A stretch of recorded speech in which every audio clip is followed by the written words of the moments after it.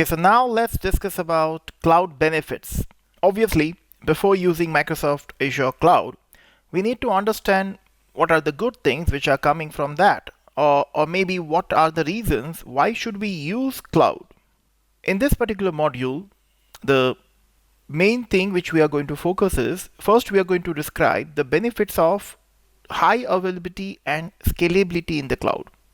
Maybe you are already familiar with these terms like high availability, scalability, reliability, predictability, or may not. I'm going to assume you maybe have some idea, but still I'm going to explain about these terminologies because these are very important in the cloud world. We are going to describe the benefits of security and governance. Most people do not differentiate between the terms like security and governance, but both are different and both are very important in cloud. And then we are going to discuss about describing the benefits of manageability in the cloud, how we can manage resources and services in cloud. These are the four main objectives of this particular cloud benefit domain. If I talk about the benefits here on this particular slide, I want you to make sure that you understand each and every term which is there in the slide. And that's the reason I'm going to take one of them and then I'm going to explain that, and then I will really insist you that you search about this word later on in any available search engine and try to understand better in that. Like the first one is high availability, which is all about making sure that if you are configuring any kind of a server or a machine on the cloud, then it should be available maximum time. If you have ever heard about something like SLA, service level agreement of the cloud, where they are giving you a guarantee of an uptime, that my server is going to be available on 99.9% of the time, or maybe it is going to be available at 99.999. Maybe they are going to add 3 nines up to 3 decimals kind of thing.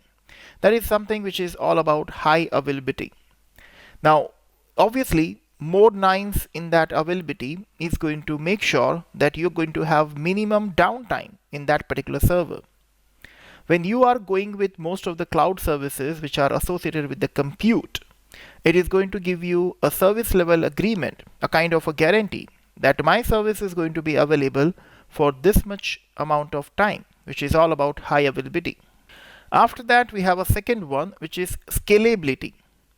Let's say you are configuring a computer or a virtual machine in the cloud environment where you maybe initially required some limited amount of resources, like you maybe need a computer with only 4 CPUs and 16 GB RAM.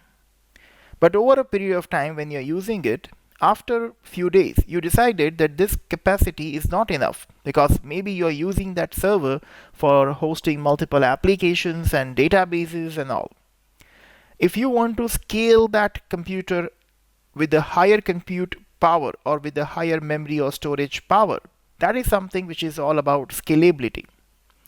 Now, scalability is also having some categorization, like we have vertical scaling, we have horizontal scaling, and based on that, you can configure what kind of scalability you want.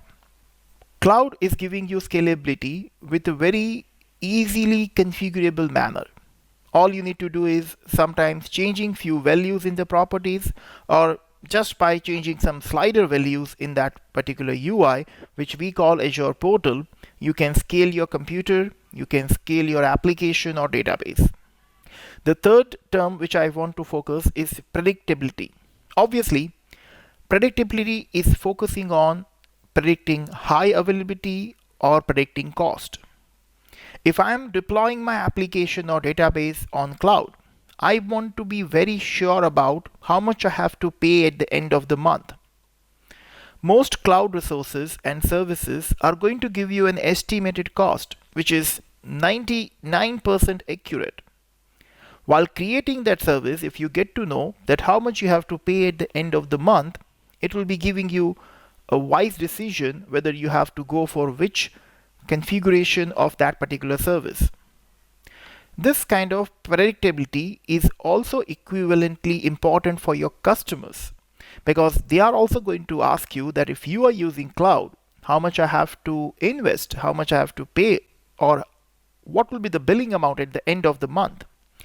That is also something which is giving you a clarity that whether you want to use that cloud service and then what kind of configuration you want to choose for that. The fourth one is governance. Governance is all about those rules which your organizations are going to follow.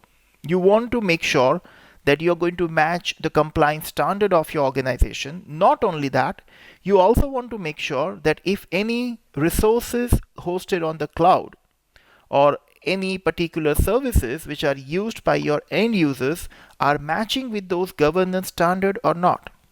Azure Cloud provides so many tools and services to make sure that your resources are going to be governed, as well as they also monitor those resources. So if somewhere a security breach or governance breach is there, it is automatically going to notify the admin user of that particular cloud. Now we have elasticity.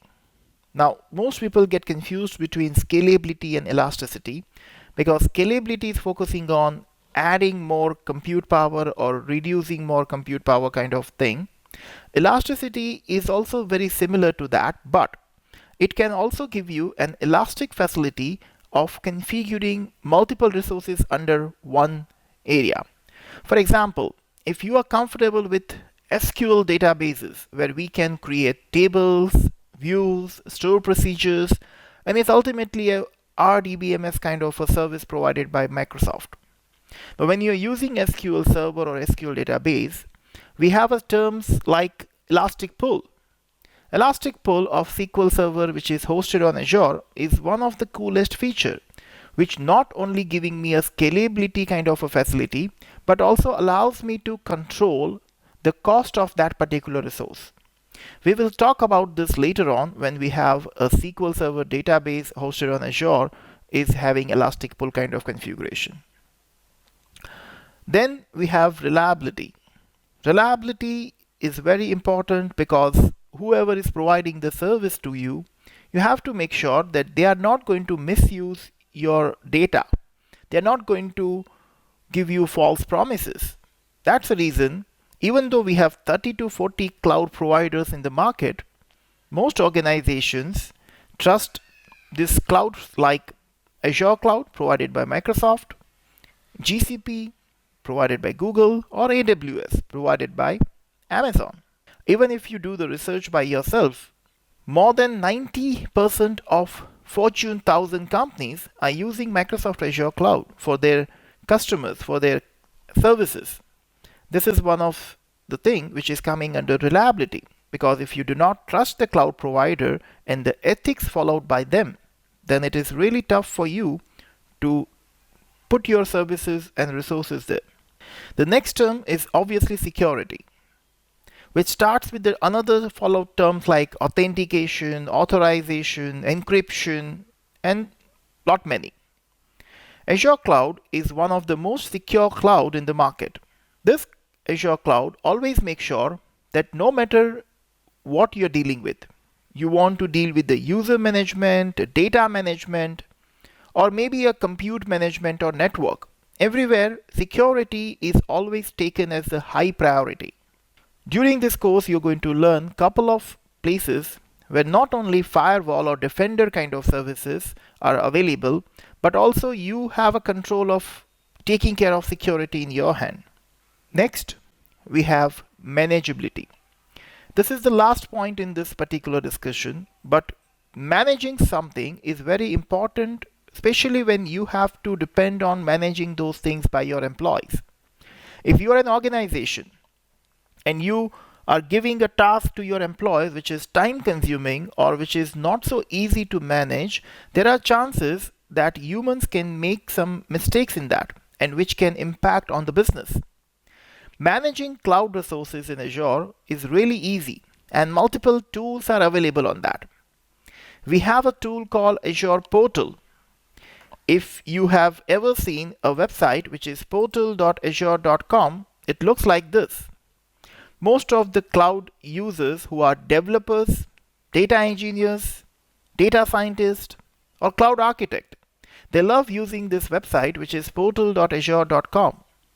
You need to have an account and an Azure subscription in order to use this portal, but it will give you a feeling like you can manage all the cloud resources under this one umbrella. That's a different thing that we have some other tools also.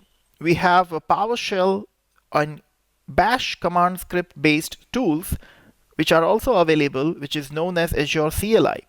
Most of the cloud administrators love to execute scripts using Azure CLI. So there are various tools which are available there to manage your cloud resources, no matter which role you belong to. If you're a student or a developer or an administrator, or maybe you are a senior architect, we have a tools for you where you can manage your cloud resources and services easily.